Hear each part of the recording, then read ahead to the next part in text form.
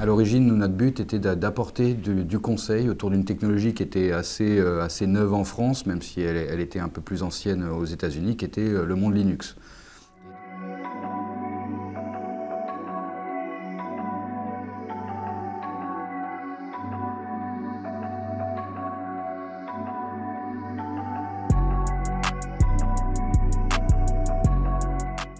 Christophe Larue, bonjour. Est-ce que je peux te demander de te présenter?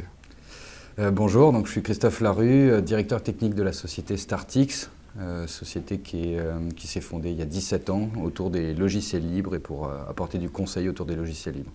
D'accord. Et vous avez intégré le groupe La HSC il y a quelques mois, c'est ça? Tout à fait. C'est une décision qu'on a mûrement réfléchie, un projet qu'on avait depuis longtemps de se rapprocher d'un groupe. Et puis on connaissait Laurent et Christophe depuis quelques années où on travaillait en tant que partenaire. Et c'est tout naturellement après que ce partenariat s'est concrétisé et puis qu'on a rejoint le groupe La HSC pour justement apporter notre valeur ajoutée autour de l'open source et bénéficier des valeurs ajoutées des différentes expertises qu'il y a dans le groupe La HSC pour pouvoir travailler de manière plus globale sur des projets. D'accord. Alors justement, ces expertises, quelles sont-elles? Qu'est-ce que vous apportez aux compétences, aux expertises qui étaient déjà dans la HSC? Alors chez Startix, nous, on s'est créé en 2003, donc ça fait même bientôt 18. On a bientôt la majorité.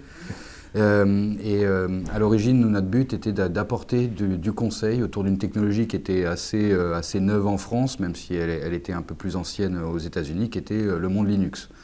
Et donc, on a construit cette entreprise autour de 3 piliers pour justement apporter la compréhension de l'environnement Linux et des distributions Linux aux entreprises. Et ces 3 piliers, c'était d'être capable de les conseiller, de savoir et de leur expliquer ou d'implémenter à leur place d'une manière correcte et en respectant les bonnes pratiques des environnements Linux. C'était de les former pour les rendre autonomes après sur l'exploitation de ces environnements. Et puis c'était de s'appuyer sur un mécanisme de support beaucoup plus long cours et d'entreprise que nous, toute petite entreprise et petite structure d'expertise, on n'était pas capable d'apporter, donc qui est le support éditeur.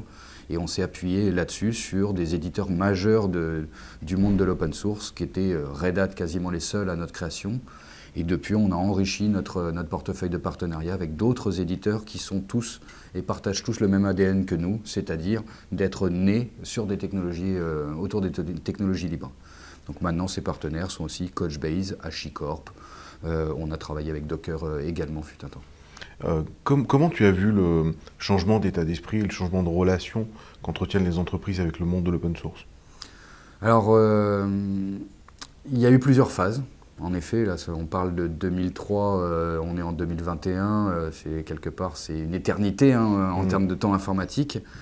Je pense qu'à notre niveau et à notre tout petit niveau, on y a contribué également. Et c'est vrai que sur le lancement de l'entreprise, je dirais de la phase 2003, 2009, 2010, on était vraiment en France sur une phase d'évangélisation. On avait très peu de clients qui voyaient ça comme étant quelque chose d'utilisable vraiment dans leur environnement de production. Et beaucoup voyaient ça comme un risque encore. Les gens qui prenaient le risque d'aller vers l'open source étaient critiqués en interne. C'était souvent, très bien, si en 2003 ou 2004, 2005 au début, on entendait en effet des phrases du genre « très bien, si tu nous installes un Linux, c'est toi qui l'assures. Hein, parce que tu prends un risque. Si tu prends le risque, c'est toi qui aura fait rentrer ce Linux, qui prendra aussi le risque de l'exploiter, de le maintenir, parce que personne n'y comprend dans l'entreprise. Et on n'a pas vocation, nous, à transformer l'entreprise. » Du coup, le responsable qui fait ce choix-là, il fait un acte de foi presque. Voilà, à l'époque, c'était un acte de foi. Et nous, c'était un acte de foi aussi d'appeler 100, 200 entreprises et puis d'avoir quelque part 200 personnes qui nous disent « Oui, non, mais je vais rester quand même sur des technos avec des éditeurs derrière. » C'est génial, mais j'y vais pas. Voilà, c'est trop risqué. Maintenant, en effet, j'ai des petits geeks dans leur coin, dans mes équipes, qui en effet ont entendu parler de ça et puis s'y intéressent. En 2010, entre 2010 et 2015, c'était pas j'ai 2-3 petits geeks qui traînent, c'est en effet toutes mes équipes, elles ont touché à des outils open source, elles s'en servent au quotidien.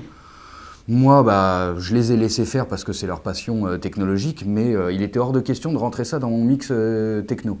Maintenant, je me suis rendu compte que entre 2009 et puis 2015, ils m'ont foutu des composants réseau à droite, à gauche qui utilisent de l'open source. Et mine de rien, c'est stable, ça marche. Les mecs, je leur ai dit très bien, tu assures l'exploitation, ils assurent l'exploitation.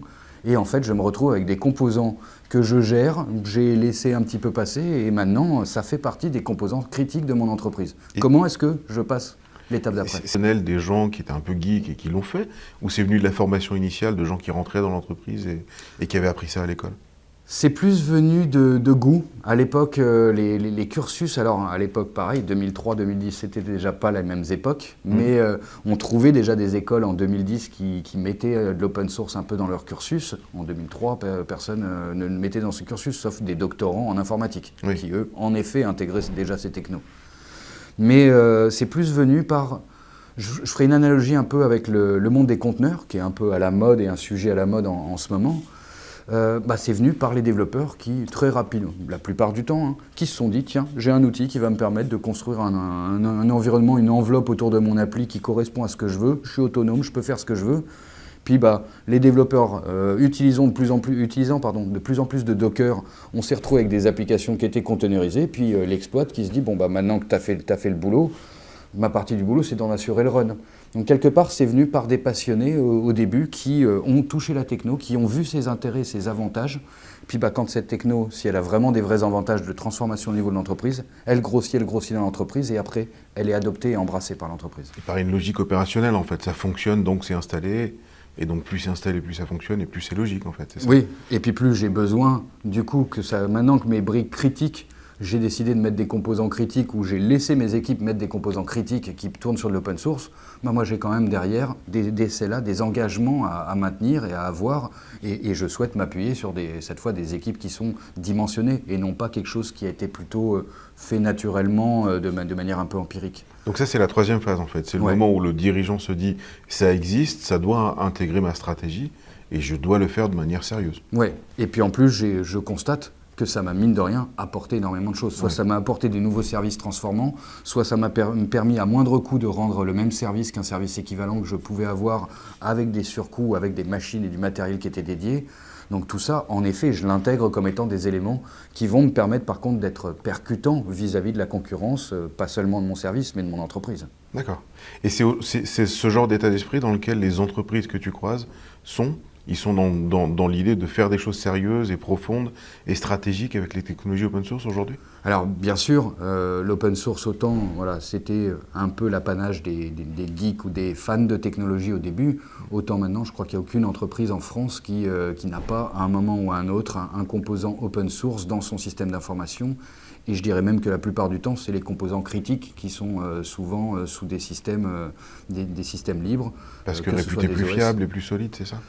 Oui, il y a plusieurs avantages après sur le côté, déjà le modèle open source et le partage d'infos, le fait d'être capable de lire le code, c'est donc une garantie aussi de transparence qui va me sécuriser sur la manière dont je vais pouvoir exécuter les choses. Mais c'est en plus une manière de driver l'innovation et de bouger beaucoup plus rapidement. Quand on est plusieurs à collaborer, si jamais on a pris un mauvais choix dans un projet ou qu'un projet a pris totalement une mauvaise problématique, il va mourir. Un autre projet qui sera meilleur va être créé.